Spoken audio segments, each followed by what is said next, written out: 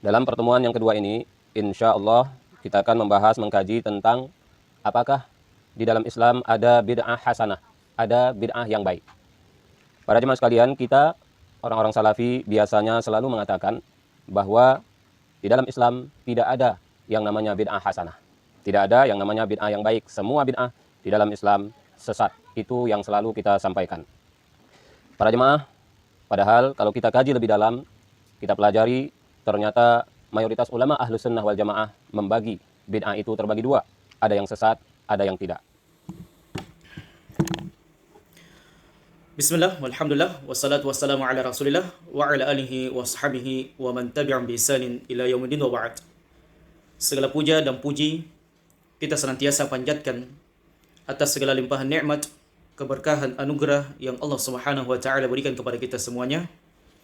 Dan di antara nikmat yang paling agung, yang paling besar yang Allah Subhanahu wa taala berikan bagi orang yang beragama kepada Allah Subhanahu wa taala adalah nikmat di atas taufik al-Islam.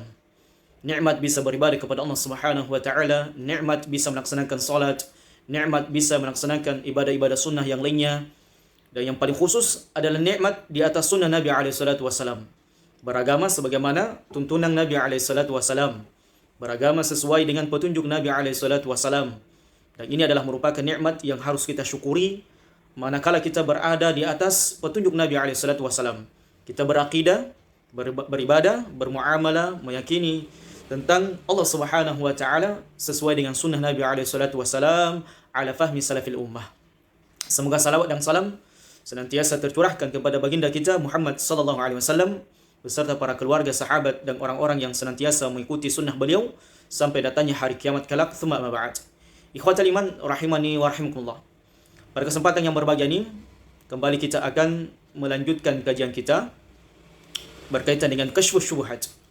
Apa yang dimaksud dengan kasyfus syubhat? Kasyfu adalah menyingkap, menjelaskan, menerangkan syubhat, perkara-perkara syubhat yang banyak tersebar dan disebarkan para pelaku ahli bid'ah. Jadi syaitan dari kalangan jin dan manusia tidak akan pernah berhenti menyesatkan manusia dari jalan Allah Subhanahu wa taala yang lurus. Maka syaitan dari kalangan jin dan manusia akan senantiasa membuat berbagai macam cara agar manusia itu ketika dia beragama, ketika dia memiliki keinginan yang besar untuk hijrah, untuk berjalan di jalan Allah Subhanahu wa taala, namun jalan yang dia tempuh tidak sebagaimana mestinya. Maka ini perlu kita semuanya mewaspadai. Jangan sampai kita hijrah itu salah tempat mengambil ilmu. Kita hijrah salah tempat mengambil ilmu dari dai-dai yang tidak memahami akidah ahli sunnah wal jamaah yang benar. Tidak memahami akidah yang dibawa oleh Nabi alaihi salatu wasallam dengan pemahaman yang benar. Tidak mengikuti sunnah Nabi alaihi salatu wasallam. Oleh karena zaman rahmatullah subhanahu wa ta'ala, hidayah itu ada dua. Yaitu hidayatu at-tariq, hidayatu ila at-tariq. Hidayah yang Allah Subhanahu wa taala berikan kepada seseorang untuk bisa memeluk agama Islam, untuk bisa mengenal agama Islam. Namun yang paling penting daripada hidayah tersebut adalah hidayatut taufiq. Tadi hidayatut tariq, ini adalah hidayatut taufiq. Apa yang dimaksud dengan hidayah taufiq? Adalah seseorang diberikan hidayah di atas akidah, di atas muamalah, di atas ibadah yang dibawa oleh Nabi alaihi salatu wasallam. Yang diajarkan oleh Nabi alaihi salatu wasallam tentunya. Dan zaman rahmatullah subhanahu wa taala, orang-orang yang senantiasa menyebarkan syubhat, apakah yang berkaitan dengan akidah, ibadah, muamalah, dan keyakinan-keyakinan yang lainnya, itu akan senantiasa ada. Itu akan senantiasa ada di tengah-tengah kita, sehingga kita pentingnya untuk menyingkap, meluruskan dan menjelaskan syubhat-syubhat mereka. Agar kaum muslimin tidak tertipu. Agar kaum muslimin mereka tidak tertipu dengan hafalan-hafalan mereka, gaya bicara mereka yang mudah dipahami. Namun tujuannya adalah tidak sebagaimana yang dijelaskan oleh Nabi alaihi salatu wasallam. Namun yang mereka jelaskan tidak sebagaimana yang dipahami oleh para salafus saleh, yaitu para sahabat, para tabi'in dan para tabi'ut tabi'in. Inilah pentingnya kemudian kita belajar, terus belajar dan tepat mengambil ilmu dari ustaz-ustaz, dari para guru-guru kita, para ulama-ulama kita yang benar-benar mereka berjalan di atas sunnah Nabi alaihi salatu wasallam. Ikhwatal iman rahimani wa rahimakumullah. Bahwasanya salah satu hilah, apa yang dimaksud dengan hilah atau tipuan, tipu muslihat ahlul bid'ah, pengikut hawa nafsu sejak dahulu dari zaman ke zaman untuk melariskan ajaran-ajaran sempalan mereka, untuk melariskan ajaran-ajaran bid'ah sesat mereka adalah apa yang mereka sebut dengan istilah bid'ah hasanah. Jadi salah satu metode mereka agar kaum muslimin itu meninggalkan sunnah Nabi SAW adalah dimunculkan yang namanya amalan bid'ah hasanah. Sebuah amalan yang tidak ada contohnya dari Nabi SAW, yang kemudian mereka istilahkan dengan bid'ah hasanah. Bid'ah, sesuatu yang baru, hasanah, yang baik.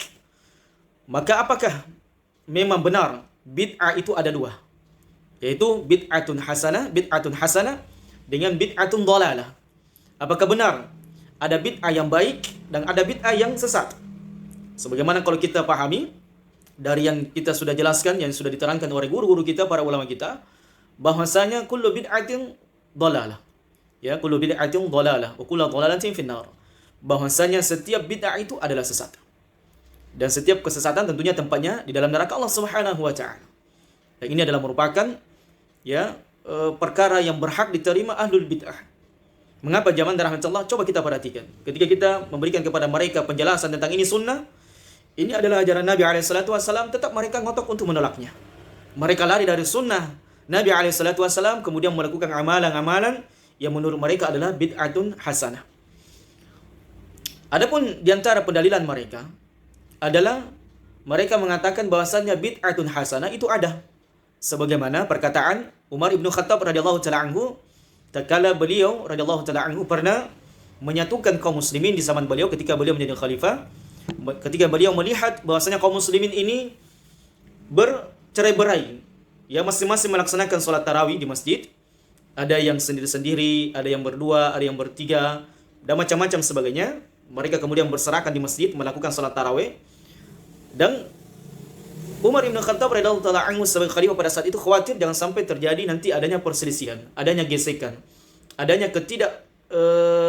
kesalahpahaman di antara kaum muslimin, menghindari perpecahan.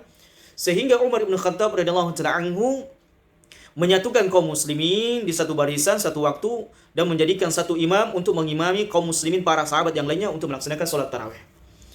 Sehingga Umar radhiyallahu taala anhu tatkala melakukan hal ini, beliau kemudian berkata, ni'matul bid'ah hadhihi. Sebaik-baik perkara atau perbuatan bid'ah adalah ini. Maka inilah yang dijadikan salah satu perkataan atau hujah, dalil atau dalih yang disampaikan oleh orang-orang yang pelaku syubhat, para pelaku bid'atun hasanah, yang mereka kemudian mengatakan salah satu dalil mereka, salah satu hujah mereka menghalalkan bid'ah hasanah adalah perkataan Umar ini. Ni'matul bid'ah hadhihi. Sebaik-baik perkara bid'ah, amalan bid'ah adalah ini. Atau mereka mengatakan bahwasanya di antara dalil yang mereka gunakan, yang mereka jadikan rujukan sebagai hujah untuk melegalkan amalan bid'ah mereka adalah hadis Nabi SAW, man sanna fil Islam sunnatan hasanah. Siapa yang melakukan di dalam Islam sunnah hasanah. Jadi yang mereka maksudkan di sini sunnah hasanah adalah bid'ah hasanah, bid'atun hasanah. Kita luruskan zaman rahmat Allah Subhanahu wa taala apa yang mereka jadikan hujah dari perkataan Umar ibn Khattab radhiyallahu taala anhu. Yang pertama, zaman rahmat Allah Subhanahu wa taala menjadi kaidah yang penting buat kita semuanya agar kita mengetahuinya, bahwasanya ihdatsu syai', melakukan sesuatu yang baru yang tidak ada contohnya dari Nabi SAW fiddin, di dalam agama Allah Subhanahu wa taala. Melakukan amalan tertentu, perbuatan tertentu di dalam agama Allah Subhanahu wa taala, la yustanadu ila dalilin syar'i, yang tidak ada pondasinya, yang tidak ada sandarannya, yang tidak ada sanadnya dari dalil dari syar'i, Al-Quran, Sunnah Nabi SAW tentunya, maka amrun mathmumun. Perkara itu adalah perkara yang tercela. Jadi ihdatsu syai' fi din la yustanadu ila dalilin syar'i amrun mathmumun. Melakukan sesuatu amalan, melakukan sebuah perbuatan yang tidak ada dalilnya, yang tidak ada sandarannya, yang tidak ada sanadnya dari dalil syar'i, Quran dan Sunnah Nabi SAW, amrun mathmumun, adalah merupakan perkara yang tercela. Perkara yang tercela. Sebagaimana Nabi SAW bersabda dalam sebuah hadis, man ahdatha fi amrina hadha, siapa yang melakukan amalan baru di dalam agama kami, kata Nabi SAW. Siapa yang melakukan sebuah perkara baru, amalan baru di dalam agama kami, kata Nabi SAW, ma laysa minhu fahuwa raddun, yang tidak ada dalilnya, yang tidak ada contohnya dari Nabi SAW, maka amalan tersebut tertolak. Hadis riwayat Bukhari dan Muslim. Wa fi riwayat Muslim, dan ada pun dalam riwayat Muslim disebutkan bahwasanya Nabi SAW bersabda, "Man 'amila 'amalan laisa 'alaihi amruna fahuwa rad." Siapa yang mengerjakan sebuah amalan, amalan apapun itu bentuknya, apakah amalan yang berkaitan dengan badan, berkaitan dengan tangan, berkaitan dengan ibadah anggota badan, atau berkaitan dengan lisan, berkaitan dengan keyakinan dan sebagainya. Kemudian laisa alaihi amruna, yang tidak ada contohnya, yang tidak ada dalilnya dari kami, kata Nabi alaihi salatu wasallam, fa huwa raddun, maka amalan tersebut tertolak di sisi Allah Subhanahu wa taala. Dan juga diriwayatkan dalam Sahih Muslim dari Jabir ibnu Abdullah dari Nabi alaihi salatu wasallam, beliau bersabda, wa syarrul umur muhdatsatuha, sejelek-jelek urusan, seburuk-buruk perkara, ya, adalah muhdatsatuha, perkara yang diada-adakan di dalam agama Allah Subhanahu wa taala. Jadi bukan berkaitan dengan dunia. Ini juga banyak orang salah kaprah. Mereka mengatakan sedikit-sedikit bid'ah, salafi itu sedikit-sedikit bid'ah, sedikit-sedikit menyesatkan manusia. Maka demikianlah zaman rahmatullah. Andaikan bukan dengan keadaan seperti ini, menerangkan mana yang hak, mana yang batil, mana tauhid, mana kesyirikan, mana sunnah, mana bid'ah, mana ketaatan dan mana kemaksiatan, maka mustahil manusia bisa mengetahui yang hak dan yang batil. Mustahil manusia mengetahui mana sunnah, mana bid'ah, mana sebuah amalan yang ketaatan dan mana amalan maksiat. Maka zaman rahmatullah, inilah pentingnya kita kemudian menjelaskan, inilah tauhid, ini sunnah, ini ketaatan, ini syirik, ini bid'ah, ini maksiat, agar manusia bisa selamat di dunia sampai ke akhirat kelak, agar mereka bisa selamat dari neraka Allah Subhanahu wa taala.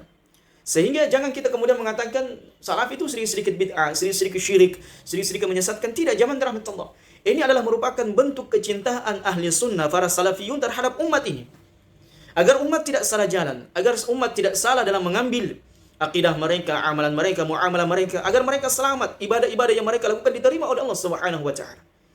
Bukan berarti ahli sunnah salafiyun itu membenci umat, tidak, jangan rahmatullah. Ahli sunnah adalah orang yang paling mencintai umat ini, agar orang tua kita, agar ayah kita, ibu kita, saudara kita selamat. Mereka beragama sesuai dengan tuntunan Nabi alaihi salatu wassalam. Tidak beragama namun syirik, tidak beragama namun melakukan amalan bid'ah, tidak beragama namun mencampurkan yang maksiat. Tidak, zaman rahmatullah. Tauhid di atas tauhid, sunnah di atas sunnah, ketaatan di atas ketaatan. Itulah yang diinginkan oleh ahli sunnah wal jamaah, para salafiyun. Sehingga ini adalah bantahan bagi orang sebagian da'i yang mengatakan salaf itu sedikit-sedikit bid'ah. Tidak. Salafi menjelaskan bagaimana ketaatan, kecintaan kepada Allah diwujudkan dengan amalan sunnah Nabi alaihi salatu wassalam. Dengan sunnah yang benar, ya, dengan amalan yang benar, tidak sesuai dengan sebagaimana yang didakwakan, yang dipromosikan, yang dipasarkan dai-dai yang menyimpang. Yang berdakwah asal jamaah senang, tidak, zaman rahmatullah. Agama ini kita sampaikan, Anda ridho atau tidak, tetap kita akan jelaskan tauhid dan kesyirikan. Anda senang atau tidak, kita tetap menjelaskan ini sunnah, ini bid'ah. Anda kemudian ridho atau tidak ridho, maka tetap kita menjelaskan ini ketaatan dan ini kemaksiatan. Ini sangat penting. Zaman rahmatullah Subhanahu wa taala. Maka kaidah yang kedua, penjelasan yang kedua yang kita ingin jelaskan kepada pada kesempatan yang berbahagia ini, bahwasanya apa yang dilakukan oleh Umar bin Khattab radhiyallahu taala anhu bukanlah perkara bid'ah. Bukan perkara bid'ah, dia bukan perkara baru. Sebab Nabi alaihi salatu wasallam ketika beliau masih hidup pernah melakukan salat tarawih, di mana Nabi alaihi salatu wasallam ketika di bulan Ramadan beliau keluar ke masjid, beliau kemudian melaksanakan salat qiyamul lail, salat tarawih. Yang kemudian para sahabat radhiyallahu taala anhum mengikuti Nabi alaihi salatu wasallam, menjadi makmum Nabi alaihi salatu wasallam. Itu beberapa malam dilakukan oleh Nabi alaihi salatu wasallam dan para sahabatnya. Sampai kemudian Nabi alaihi salatu wasallam melihat manusia semakin banyak, dan beliau sallallahu alaihi wasallam khawatir jangan sampai ibadah yang dilakukan oleh Nabi alaihi salatu wasallam dengan para sahabatnya, salat tarawih, itu dijadikan wajib untuk umatnya. Nabi sallallahu alaihi wasallam khawatir jangan sampai dijadikan wajib. Sehingga Umar radhiyallahu taala anhu tatkala melihat sepeninggal Nabi alaihi salatu wasallam tidak ada lagi, ya, salat berjamaah sebagaimana yang dilakukan oleh Nabi alaihi salatu wasallam ini dahulu bersama dengan para sahabatnya ridwanullah jami'a, maka beliau radhiyallahu taala anhu khawatir juga melihat ada perpecahan, ada pertikaian, ada permusuhan di antara kaum muslimin, maka beliau kembali menyatukan. Hati-hati zaman rahmatullah, ini harus dipahami benar bahwasanya yang dilakukan Umar bukan perkara baru. Itu sudah ada sunnahnya, sudah ada teladannya, sudah ada contohnya dari Nabi alaihi salatu wasallam. pernah dilakukan oleh Nabi SAW beberapa malam. Hingga kemudian Nabi SAW meninggal, inqata'at. Maka salat ini pun terputus. Kaum muslimin tetap melaksanakan salat tarawih. Ya, berjalan bulan Ramadan, datang bulan Ramadan, tetap para sahabat salat tarawih, namun salat-salat sendiri.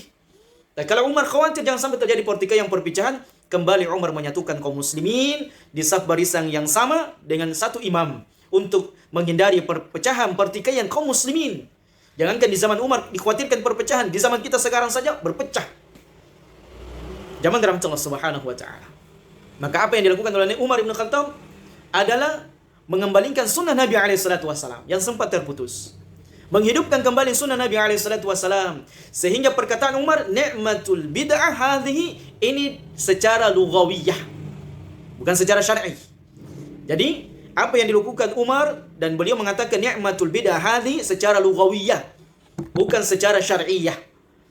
Nah, ini harus dipahami benar. Jadi yang diungkapkan oleh Umar bin Khattab radhiyallahu ta'ala anhu adalah bid'ah secara lughawiyah, secara bahasa. Ya, sesuatu yang baru secara bahasa. Adapun syari'nya sudah pernah dilakukan oleh Nabi SAW, sehingga Umar tidak melakukan bid'ah secara syar'i. Secara hukum syar'i sudah ada. Nah, ini yang perlu kita luruskan dan perlu kita jelaskan kepada kaum muslimin, bahwasanya berdalilkan dengan perkataan Umar untuk melegalkan bid'ah hasanah, maka ini adalah salah kaprah, keliru dalam memahami perkataan Umar bin Khattab radhiyallahu taala anhu. Oleh karena zaman rahmatullah subhanahu wa taala, apa yang diungkapkan Umar berkaitan dengan apa yang beliau lakukan adalah bid'ah secara lughawiyah, bukan secara syar'iyah.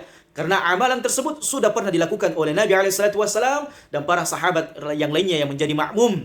Yang kemudian terputus, kemudian Umar mengembalikan sunnah Nabi SAW untuk menghindari perpecahan.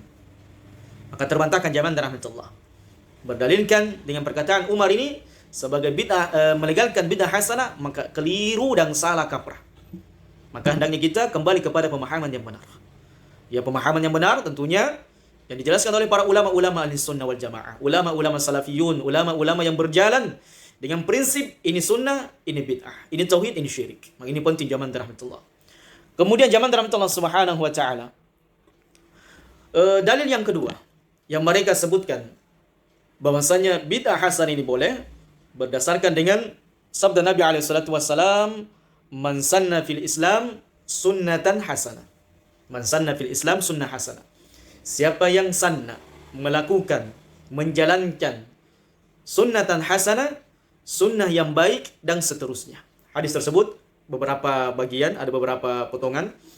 Maka cukup kita menyebutkan hal ini karena inilah yang dijadikan dasar patokan bagi pelaris perkara-perkara bid'ah, amalan-amalan bid'ah, untuk melegalkan, melariskan ya amalan-amalan bid'ah mereka, bahwasanya bid'ah ini hasanah, baik, karena ada dalilnya dari Nabi SAW. Baik, zaman rahmatullah. Mereka kemudian istidlalnya dari hadis tersebut adalah kaidah yang kita akan jelaskan, yaitu al-ibratu bi'umumil lafzi. Jadi mereka mengatakan bahwasanya hadis Nabi SAW ini adalah umum. Begitu pula dengan perkataan Umar bahwasanya ni'matul bid'ah hadhi ini juga umum. Bahwasanya di antara pendalilan mereka, hujah mereka untuk melegalkan bid'ah hasanah adalah keumuman dalil-dalil yang ada. Perkataan Umar dan hadis Nabi SAW, man sanna fil Islam sunnatun hasanah. Maka beliau kemudian menukil kaidah bahwasanya al-ibratu bi umumil lafzi. Ungkapan itu yang diterima adalah sebagaimana keumuman lafaznya. Jadi penerapan hukum, penerapan pendalilan ungkapan tersebut adalah yang dipakai adalah keumuman lafaznya. Jadi umum nih, lafaznya nih umum. Bahwasanya ni'matul bid'ah hadhihi ini umum. Jadi semua mencakup ya perkara-perkara bid'ah dan termasuk dalamnya bid'atun hasanah. Ini umum kata mereka. Begitu pula dengan man sanna fil Islam sunnatan hasanah. Ini lafaznya umum, sehingga yang diterima adalah lafaz umum. Kemudian mereka mengatakan la bi khususis sabab. Ya. Lanjutan kaidah itu adalah la bi khususis sabab. Bukan karena kekhususan sebab, ya. Jadi bukan karena kekhususan sebabnya. Jadi bukan dari kekhususan sebab daripada kaidah atau pendalilan tersebut. Baik, zaman rahmatullah. Andaikan kita bersepakat dengan mereka, bahasanya terjadi kesepakatan di antara kita setelah terjadinya perdebatan. Oke, kita terima bahwasanya al-ibratu bi umumil lafzi. la bi khususis sabab. Kita terima itu kaidahnya. Maka mencakup di dalamnya bid'atun hasanah dan bid'ah dhalalah yang lainnya. Taib, kita akan terima. Maka secara otomatis zaman rahmatullah, kalau kita sudah menyepakati bahwasanya kaidah ini memang benar sesuai dengan pendalilannya, maka pendalilan secara umum kita terima. Maka ahlul bid'ah atau ahlul ahwa yang melariskan perkara bid'ah hasanah, yang mengamalkan bid'ah hasanah, yang mendakwakan bid'ah hasanah, yang membolehkan bid'ah hasanah, mereka harus juga menerima sabda Nabi SAW secara mutlak tanpa ada keraguan. Maka ketika mereka ketika kita menyepakati kaidah yang agung ini, kaidah yang besar ini dalam ilmu fiqh ini, bahwasanya al-ibratu bi umumil lafzi la bi khususis sabab, maka kalau kita terima kaidah ini, sepakat kita kaidah dengan ini, kaidah ini, maka mereka juga ahlul bidah harus menerima dalil Nabi SAW. Apa itu? Man ahdatsa fi amrina hadza ma laysa minhu fa huwa raddun. Ini dia. Dia harus juga terima dalil ini. Siapa yang melakukan sebuah amalan dalam urusan kami, amalan yang baru tentunya, amalan yang dibuat-buat, tidak ada sumber syar'inya, ya, tidak ada sumber pendalilannya, ya, tidak ada dari Quran dan Sunnah Nabi SAW, itu perkara bid'ah. Malaysa minhu fa huwa raddun, maka amalan tersebut tertolak. Maka ini juga harus diterima oleh pendakwa, orang-orang yang mendakwakan bid'ah hasanah.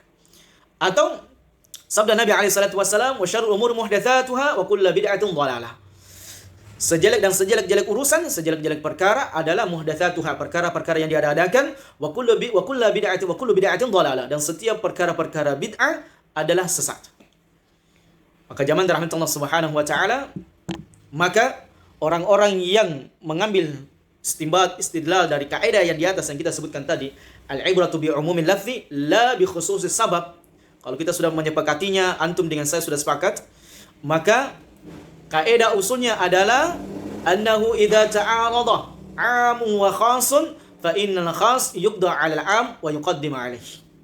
Ini kaidah yang penting. Jadi jangan hanya mengambil satu kaidah, ya. Bahwasanya apabila lafaz umum itu kontradiksi, ya, bersilang pendapat antara kaidah umum dengan kaidah khusus, ya, saling tidak sinkron, saling kontradiksi, saling bersebelahan, saling bersilang, maka dalil khusus harus didahulukan. Jadi tadi kaidahnya umum, ya, kaidah itu lahir daripada dalil umum, ya kan? Ni'matul bidah hadhihi man sanna fil Islam sunnah hasanah, ini dalil umum. Baik, dalil umum kalau antum mengatakan ini pembolehan bidah hasanah dengan kaidah al-ibratu bi umumil lafzi la bi khususis sabab, ya, bahwasanya yang dijadikan patokan adalah keumuman hadis, bukan karena sebab hadis tersebut, ya, sebab wurud hadisnya itu bukannya itu yang didahulukan, bukan itu yang dipahamkan, maka antum harus mendahulukan dalil khusus. Jadi kalau ada dalil umum sementara ada dalil khusus, maka yang harus didahulukan adalah dalil khusus daripada dalil umum. Ya. Dan tidak boleh seseorang mengikuti hawa nafsunya dalam berdalil. Inilah zaman rahmatullah subhanahu wa ta'ala. Pentingnya ketika kita memahami, mempelajari suatu masalah, maka harus utuh. Jangan sepihak mendengar orang-orang yang melegalkan pelaku bidah hasanah dengan berdalilkan dalil-dalil umum. Itu pun dalil umumnya dipahami salah kaprah. Seperti perkataan Umar, ni'matul bidah hadhi, itu secara lugawiyah, bukan secara syariah. Yang kemudian mereka bawa, ini loh dalil umumnya, boleh. Atau mereka mengatakan man sanna fil Islam sunnah hasanah. Padahal yang dimaksudkan di situ oleh para ulama adalah man ahya sunnatan hasanah. Siapa yang menghidupkan sunnah yang baik. Jadi bukan melakukan sesuatu yang kemudian kita mengatakan ini baik, maka ini bid'ah hasanah. Bukan, zaman rahmatullah. Menghidupkan sunnah yang baik yang sudah banyak orang lupa, yang sudah orang banyak kemudian lalaikan dan abaikan, kemudian kita hidupkan kembali sunnah tersebut agar kaum muslimin kembali melakukan amalan sunnah tersebut. Jadi bukan melakukan amalan, ya, bidah hasanah. Maka inilah zaman rahmatullah subhanahu wa ta'ala. Pentingnya kemudian kita memahami secara utuh, secara gamblang, secara sistematis, secara pendalilan yang benar dari penjelasan-penjelasan para ulama kita berkaitan dengan pendalilan-pendalilan yang ada agar kita jangan salah kaprah. Ya, sebagaimana Muhsin Abu Ibrahim ini salah kaprah dalam memahami pendalilan-pendalilan bid'ah hasanah sehingga dia terjatuh bahwasanya ada kata dia dalil hasanah, bid'ah hasanah. Maka ini adalah merupakan di antara dai syubhat yang mengaku salafi. Nanti kita akan jelaskan di antara sifat-sifat dai salafi itu tidak seperti apa yang diwakili oleh Muhsin Abu Ibrahim ini. Ya, andaikan kalau dia mengaku salafi ahli sunnah, maka tentunya dia akan berprinsip Apa yang dia sampaikan adalah sesuatu yang jelas, yang tidak samar, yang tidak syubhat, yang bukan terjadi perselisihan di antara para ulama. Dan itu pun perselisihannya lemah. Ya, perselisihan yang sangat lemah. Nanti kita akan jelaskan di antara sifat-sifat ahli sunnah. Tidak semua ada orang mengatakan saya salafi, kemudian kayaknya dia menyampaikan hal-hal yang aneh, hal-hal yang tidak sebagaimana mestinya dai-dai salafi mendakwakan agama Allah Subhanahu wa taala, maka ketahuilah adalah dia dai syubhat. Ya, dai yang mencoba mengkaburkan kaum muslimin dari sunnah Nabi alaihi salatu wasallam. Ya, seperti banyak dai-dai yang lainnya seperti Ar-Rasyid Hashim, Abdul Somad dan sebagainya. Mereka kemudian beragama tidak sebagaimana pemahaman para salafus saleh zaman rahmat Allah Subhanahu wa taala. Insyaallah taala nanti kita akan lanjutkan di pembahasan berikutnya berkaitan dengan perkataan para ulama tentang bid'ah hasanah, di antaranya Imam Syafi'i, Imam Al-Baihaqi dan imam-imam yang lainnya, bagaimana pandangan mereka terhadap tentang bid'ah hasanah. Begitu pula dengan para ulama-ulama kita, di antaranya Syekh Shalih Al-Fauzan. Kita akan nukilkan insyaallah di video yang berikutnya agar video ini tidak terlalu panjang berkaitan dengan pembahasan bid'atun hasanah. Baik, demikianlah ikhwatal iman sedikit yang bisa kita sampaikan agar kita tidak tertipu dengan syubhatnya orang-orang yang memang di dalam diri mereka ada syubhat, yang salah memahami, yang keliru dalam memahami pendalilan-pendalilan yang ada, yang tidak berdandaskan dengan pemahaman ahli sunnah wal jamaah para salaful ummah, sehingga mereka ini banyak tertipu dan menipu. Jadi mereka tertipu dan menipu kaum muslimin khususnya berkaitan dengan bid'atun hasanah. Demikianlah ikhwatal iman yang bisa kita sampaikan sedikit pembahasan pada kesempatan yang berbahagia ini. Nukhtimu hadzal liqa bi du'a subhanakallahumma wa bihamdika asyhadu an la ilaha illa anta astaghfiruka wa atubu ilaik wa akhiru dawana alhamdulillahi rabbil alamin wassalamu alaikum warahmatullahi wabarakatuh.